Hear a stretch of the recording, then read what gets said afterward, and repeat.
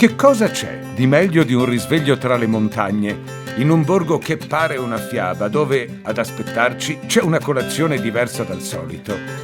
È quello che è successo domenica 18 giugno a Stramare, un paesino che non ha bisogno di presentazioni. Tanti sono gli eventi che vengono organizzati dal locale gruppo Amare Stramare per allietare i sempre più numerosi turisti che giungono lassù, sopra Segusino. Di solito le associazioni e i gruppi organizzano pranzi, organizzano cene. Noi questa volta abbiamo cercato di essere così un po' originali e abbiamo proposto la colazione.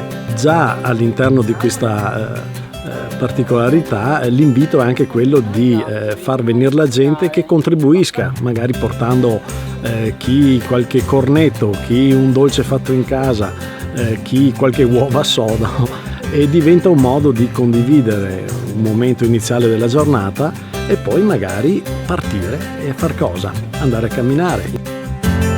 E così le viuzze del borgo si sono popolate di persone armate di vassoi, salviette e bicchieri che gioiosamente hanno accompagnato il sorgere del sole degustando le prelibatezze di questo speciale breakfast prealpino fatto in paese. Una colazione fantastica, immersi nella natura, in una magia spettacolare, torte fatte in casa, uccellini, una meraviglia proprio.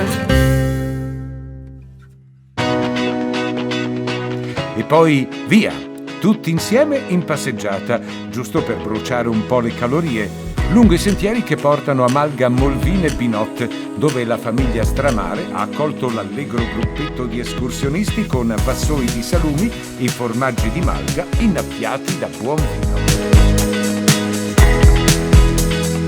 Dopo lo spuntino all'ombra dei frassini secolari, giù, verso il Col de Miotto e Cenola, per chiudere l'anello.